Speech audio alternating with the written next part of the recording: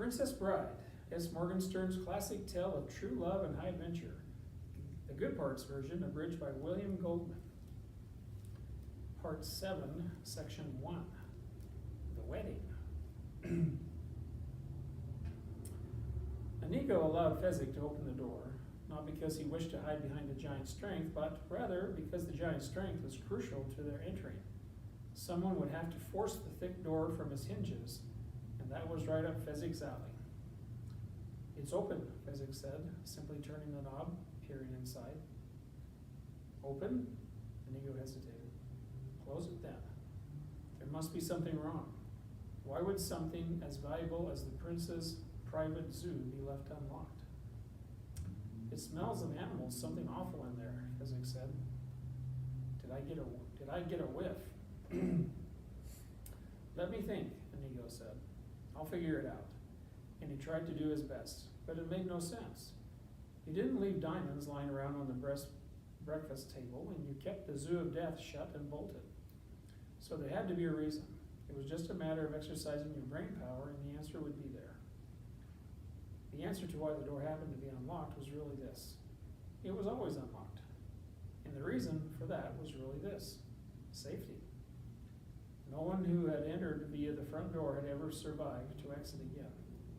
The idea basically belonged to Count Rugen, who helped the prince architect the place. The prince selected the location, the farthest corner of the castle grounds, away from everything, so the roars wouldn't bother the servants. But the Count designed the entrance. The real entrance was by a giant tree, where a root lifted and revealed a staircase, and down you went until you arrived at the 5th level. The false entrance, called the real entrance, took you down the levels the ordinary way, first to second, second to third, or actually, second to death. "Yes," Inigo said finally. "You figured it out?" "The reason the door was unlocked is simply this. The albino would have locked it. He would never have been so stupid as not to, but, Fezzik, my friend, we got to him before he got to it. Clearly, once he was done with his wheelbarrowing, he would have begun locking and bolting. It's quite all right. You can stop worrying. Let's go." "I feel so safe with you," Fezzik said, and he pulled the door open a second time. As he did it, he noticed that not only was the door unlocked, it didn't even have a place for a lock, and he wondered, should he mention that to Inigo, but decided against it, because Inigo would have to wait and figure some more, and they had done enough of that already, because, although he said he felt safe with Inigo, in truth he was very frightened. He had heard odd things about this place, and lions didn't bother him, and who cared about the gorillas? They were nothing. It was the creepers that made him squeamish, and the slitherers, and the stingers, and the everything Fezzik decided to be truthful and honest. Spiders and snakes and bugs and bats and you name it. He just wasn't very fond of any of them. "Still smells of animals," he said, and he held the door open for Inigo. And together, stride for stride, they entered the zoo of death, the great door shutting silently behind them. "Quite a bizarre place," Inigo said, moving past several large cages in which were cheetahs and hummingbirds and other swift things. At the end of the hall was another door with a sign above it saying, "To level 2. They opened that door and saw a flight of stairs leading very steeply down. "Careful," Inigo said. "Stay close to me and watch your balance." They started down toward the 2nd level. "If I tell you something, will you promise not to laugh at me, or mock me, or be mean to me?" Fezzik answered. "My word," Inigo nodded. "I'm just scared to pieces," Fezzik said. "Be sure it ceases," Inigo said right back. "Oh, that's a wonderful rhyme." "Some other time," Inigo said, making another, feeling quite bright about the whole thing, sensing the pleasure in having Fezzik visibly relax as they descended. So he smiled and clapped Fezzik on his great shoulder for the good fellow he was. But deep, deep inside, Inigo's stomach was knotting. He was absolutely appalled and astonished, and a man of unlimited strength and power would be scared to pieces. Until Fezzik spoke, Inigo was positive that he was the only one who was genuinely scared to pieces. And the fact that they both were did not bode well if panic time came. Someone would have to keep his wits, and he had assumed automatically that since Fezzik had so few, he would find retaining them not all that difficult. No good, Inigo realized. Well, he would simply have to do his best to avoid panic situations, and that was that. The staircase was straight and very long, but eventually they reached the end of it. Another door. Fezzik gave it a push. It opened. Another corridor lined with cages, big ones though, and inside great baying hippos and a 20-foot alligator thrashing angrily in shallow water. We must hurry, Inigo said, picking up the pace. Much as we might like to dawdle, and he half ran toward a sign that said,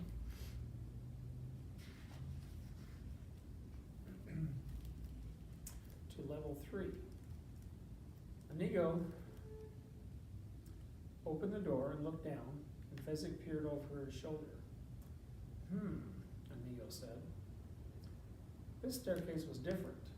It was not nearly as steep, and it curved halfway, so that whatever was near the bottom of it was quite out of sight as they stood at the top preparing to go down. There were strange candles burning high on the walls out of reach. The shadows they made were very long and very thin. Well, I'm certainly glad I wasn't brought up here, Inigo said, trying for a joke. Fear, Fezzik said. The rhyme out before he could stop it. Inigo exploded. Really, if you can't maintain control, I'm going to send you right back up and you can just wait there, all by yourself.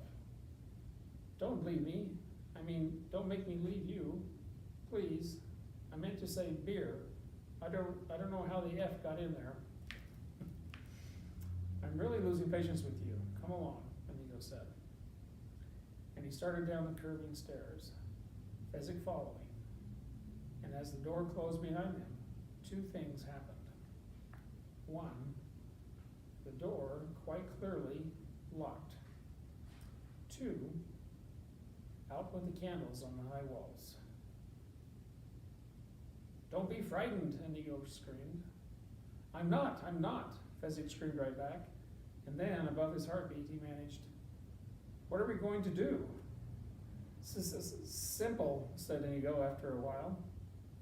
Are you frightened too? Asked Fezzik in the darkness. Not remotely, Inigo said with great care.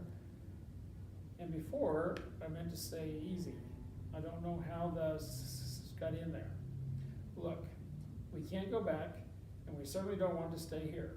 So we just must keep on going as we were before these little things happened. Down. Down is our direction, Fezzik, but I can tell you're a bit edgy about all this. So, out of the goodness of my heart, I will let you walk down, not behind me and not in front of me, but right next to me, on the same step, stride for stride. And you put an arm around my shoulder because that will probably make you feel better. And I, so as not to make you feel foolish, will put an arm around your shoulder. And thus, safe, protected, together, we will descend. Will you draw your sword with your free hand? I already have. Will you make a fist with yours? It's clenched. Then, let's look on the bright side. We're having an adventure, Fezzik, and most people live and die without being as lucky as we are. They moved down 1 step, then another, then 2, then 3, as they got the hang of it. Why do you think they locked the door behind us? Fezzik asked as they moved. To add spice to our trip, I suspect, replied Inigo. It was certainly one of his weaker answers, but the best he could come up with. Here's where the turn starts, said Fezzik, and they slowed, making the sharp turn without stumbling, continuing on down. And They took away the candles for the same reason, spice?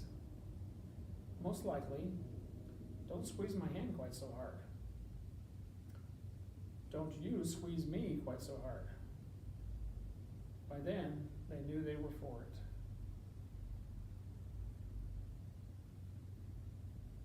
There has been, for many years, a running battle among jungle zoologists as to just which of the giant snakes is the biggest. The anaconda men are forever trumpeting the Orinoco specimen that weighed well over 500 pounds, while the python people never failed to reply by pointing out that the African rock found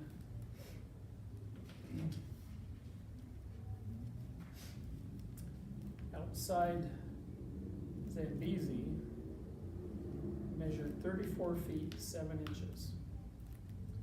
The argument, of course, is silly because biggest is a vague word, having no value whatever in arguments, if one is serious. But any serious snake enthusiast would admit, whatever his schooling, that the Arabian Garstini, though shorter than the python and lighter than the anaconda, was quicker and more ravenous than either. And this specimen of Prince Humperdinck's was not only remarkable for its speed and agility, it was also kept in a permanent state, just verging on the outskirts of starvation. So the first coil came like lightning as it dropped from above them and pinioned their hands, so the fist and sword were useless, and the second coil imprisoned their arms, and "Do something," Inigo cried. "I can't, I'm caught, you do something." "Fight it, Fezzik, it's too strong for me." Nothing is too strong for you." The third coil was done now, around the upper shoulders, and the fourth coil, the final coil, involved the throat. And Inigo whispered in terror because he could hear the beast breathing now, could actually feel its breath. "Fight it. I'm... Fezzik trembled with fear and whispered, "Forgive me, Inigo." "Oh, Fezzik, what? I had such rhymes for you." "What rhymes?" Silence. The fourth coil was finished. "Inigo, what rhymes?" Silence. Snake breath. "Inigo, I want to know the rhymes before I die. Inigo, I really want to know. Inigo, tell me the rhymes," Fezzik said. And by now he was very frustrated, and more than that, he was spectacularly angry. And one arm came clear of one coil, and that made it a bit less of a chore to fight free of the second coil, and that meant he could take that arm and bring it to the aid of the other arm, and now he was yelling it out.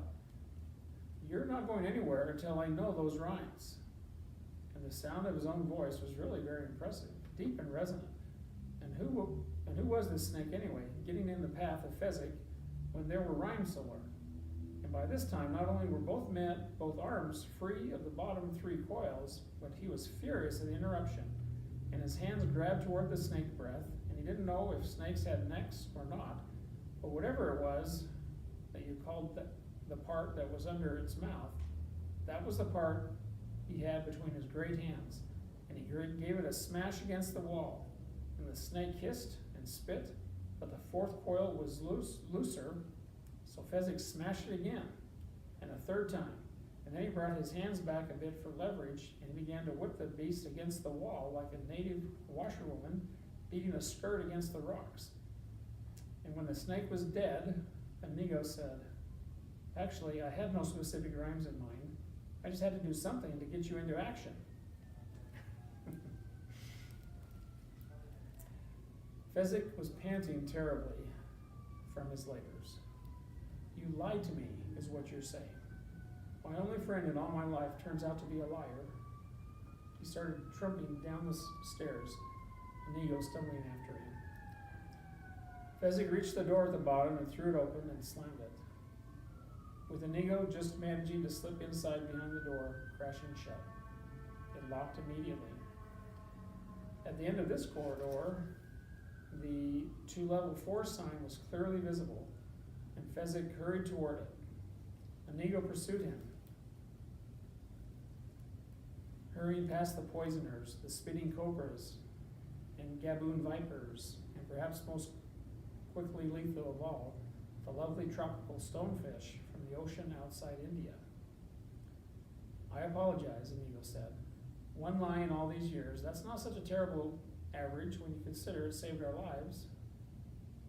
There's such a thing as principle, was all Physic would answer, and he opened the door that led to the fourth level. My father made me promise never to lie, and not once in my life have I ever been tempted, and he started down the stairs. Stop, Inigo said, at least examine where we're going. It was a strange staircase, but completely dark. No, it was a straight staircase, but completely dark. The opening at the far end was invisible. It can't be as bad as where we've been, Physic snapped, and down he went. In a way, he was right.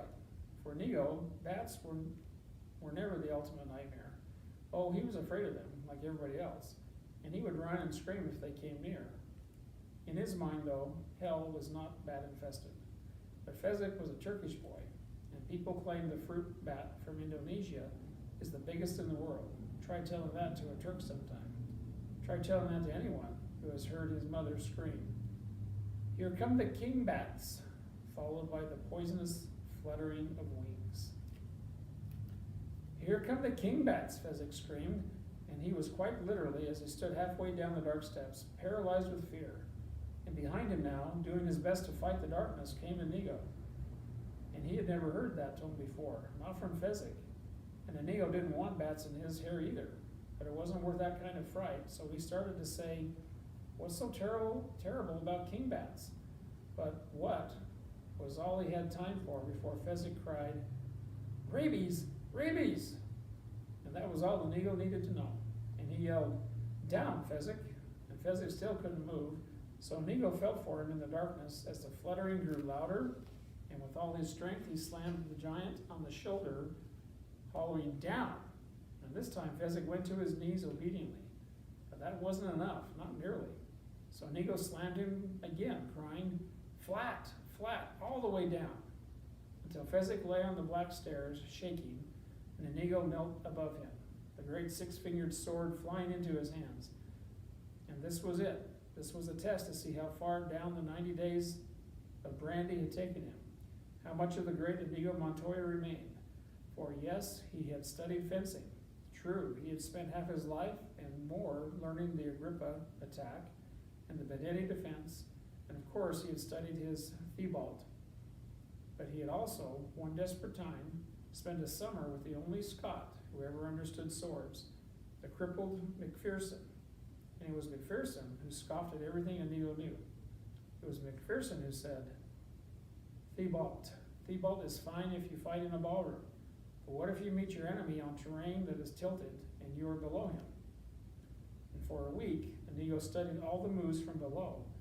And then McPherson put him on a hill in the upper position. And when those moves were mastered, McPherson kept right on, for he was a cripple. His legs stopped at the knee. And so he had a special feel for adversity. And what if your enemy blinds you, McPherson once said. He throws sand in your eyes, and now he drives in for the kill. What do? Tell me that, Spaniard. Survive that, Spaniard. And now, waiting for the charge of the king bats, Inigo flung his mind back toward the McPherson moves, and you had to depend on your ears. You found his heart from his sounds. And now, as he waited, above him Inigo could feel the king bats massing, while below him Physic trembled like a kitten in cold water. Be still, Inigo commanded. And that was the last sound he made, because he needed his ears now, and he tilted his head toward the flutter, the great sword firm in his right hand, the deadly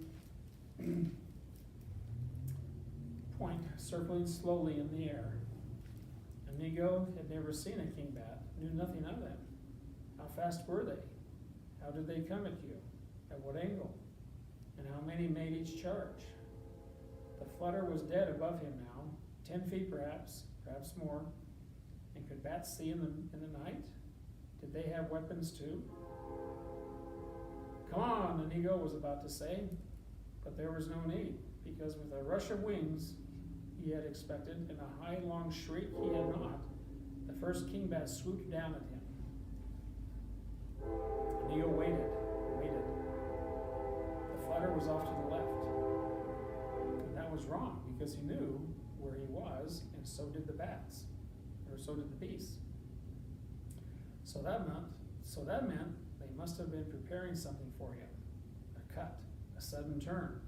And with all control left to his brain, he kept his sword just as it was, circling slowly, not following the sound until the fluttering stopped, and the king bat veered in silence toward Inigo's face. The six-fingered sword drove through like butter. The death sound of the king bat was close to human, only a bit higher pitched and shorter, and Inigo was only briefly interested because now there was a double flutter. They were coming at him from two sides, and one right, one left. And McPherson told him always, move from strength to weakness. So Inigo stabbed first to the right, then drove left, and two more almost human sounds came and went. The sword was heavy now. 3 dead beasts changed the balance, and Inigo wanted to clear the weapon. But now another flutter, a single one, and no veering this time, straight and deadly for his face, and he ducked and was lucky. The sword moved up and into the heart of the lethal thing, and now there were 4 skewered on the sword of legend. And Inigo knew he was not about to lose this fight, and from his throat came the words, "I am Inigo Montoya, and still the wizard. Come for me." And when he heard 3 of them fluttering, he wished he had been just a bit more modest. But it was too late for that, so he needed surprise, and he took it, shifting position against the beasts, standing straight, taking their dives long before they expected it. And now there were 7 king bats, and his sword was completely out of balance, and that would have been a bad thing, a dangerous thing, except for one important aspect. There was silence now in the darkness. The fluttering was done. "Some giant you are," Inigo said then, and he stepped over Fezzik and hurried down the rest of the darkened stairs. Fezzik got up and lumbered after him, saying, "Inigo, listen, I made a mistake before. You didn't lie to me, you tricked me. And Father always said tricking was fine, so I'm not mad at you anymore. And is that all right with you? It's all right with me." They turned the knob on the door at the bottom of the black stairs and stepped into the 4th level. Inigo looked at him. "You mean you'll forgive me completely for saving your life if I completely forgive you for saving mine? You're my friend, my only one." "Pathetic, that's what we are," Inigo said. "Athletic." "That's very good," Inigo said. So Fezzik knew they were fine again. They started toward the sign that said, "To level 5, passing strange cages. "This is the worst yet," Inigo said. And they took back, because behind a pale glass case, a blood eagle was actually eating what looked like an arm. And on the other side, there was a great black pool, and whatever was in it was dark and many-armed, and the water seemed to get sucked toward the center of the pool where the mouth of the thing was. "Hurry," Inigo said, and he found himself trembling at the thought of being dropped into the black pool. He opened the door and looked down toward the 5th level. Stunning. In the first place, the door they opened had no lock, so it could not trap them. And in the second place, the stairs were all brightly lit. And in the third place, the stairs were absolutely straight. And in the 4th place, it wasn't a long flight at all. And in the main place, there was nothing inside. It was bright and clean and totally, without the least doubt, empty. "I don't believe it for a minute," Inigo said, and holding his sword at the ready, he took the first step down. "Stay by the door. The candles will go out any second." He took a second step down. The candles stayed bright. A third step. The 4th. There were only about a dozen steps in all, and he took 2 more, stopping in the middle. Each step was perhaps a foot in width, and so he was 6 feet from Fezzik, 6 feet from the large, ornate green-handled door that opened into the final level. Fezzik? From the upper door. What? I'm frightened. It looks all right, though. No, it's supposed to. That's to fool us. Whatever we've gotten by before, this must be worse. But there's nothing to see, Inigo. Inigo nodded. That's why I'm so frightened. He took another step toward the final ornate green-handled door. Another. 4 steps to go. 4 feet to go. 48 inches from death. Inigo took another step. He was trembling now, almost out of control. Why are you shaking? Fezzik from the top. Death is here. Death is here. He took another step down. 24 inches to dying. Can I come join you now? Inigo shook his head. No. No point in your dying too. But it's empty. No, death is here. Now he was out of control. If I could see it, I could fight it. Fezzik didn't know what to do. I'm Inigo Montoya the wizard. Come for me. He turned around and around, sword ready, studying the brightly lit staircase. Now you're scaring me, Fezzik said, and he let the door close behind him and started down the stairs. Inigo started up after him, saying, "No!" They met on the 6th step, 72 inches from death now. The green speckled recluse doesn't destroy as quickly as the stonefish. And many think the mamba brings more suffering, what with the ulcerating and all. But gram for gram, nothing in the universe comes close to the green speckled recluse, among other spiders, compared with the green speckled recluse. The black widow was a ragdoll. Prince Humperdinck's recluse lived behind the ornate green handle on the bottom door. She rarely moved unless the handle turned. Then she struck like lightning. On the 6th stair, Fezzik put his arm around Inigo's shoulder. We'll go down together, step by step. There's nothing here, Inigo. To the 5th step. There has to be. Why? Because the prince is a fiend, and Rugen is his twin in misery. And this is their masterpiece. They moved to the 4th step. That's wonderful thinking, Inigo, Fezzik said, loud and calmly, but inside he was starting to go to pieces.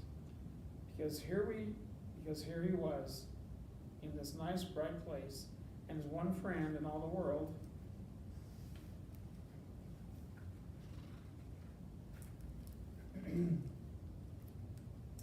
was cracking from the strain. And if you were Fezzik, and you hadn't much brain power, and you found yourself 4 stories underground in a zoo of death looking for a man in black that you really didn't think was down there, and the only friend you had in all the world was going quickly mad, what would you do? 3 steps now. If you were Fezzik, you panicked, because if Inigo went mad, that meant the leader of the whole expedition was you. And if you were Fezzik, you knew the last thing in the world you could ever be was a leader. So Fezzik did what he always did in a panic situation. He bolted. He just yelled and jumped for the door and slammed it open with his body, never even bothering with the niceties of turning that pretty green handle. And as the door gave behind his strength, he kept right on running until he came to the giant cage, and there, inside and still, lay the man in black. Fezzik stopped then, relieved greatly, because seeing that silent body meant one thing. Inigo was right.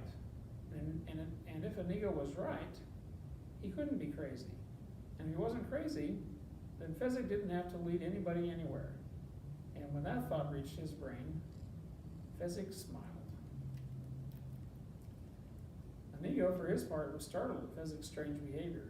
He saw no reason for it whatsoever and was about to call after Fezzik when he saw a tiny green speckled spider scurrying down from the door handle. So he stepped on it with his boot as he hurried to the cage. Fezzik was already inside the place, kneeling over the body. Don't say it, Inigo said, entering. Fezzik tried not to, but it was on his face. Dead. Inigo examined the body. He'd seen a lot of corpses in his time. Dead. And then he sat down miserably on the floor and put his arms around his knees and rocked back and forth like a baby, back and forth, and back. It was too unfair. He expected unfairness if you breathed, but this went beyond that. He, Inigo, no thinker, had thought, hadn't he found the man in... He, Inigo, no thinker, had thought, hadn't he found the man in black?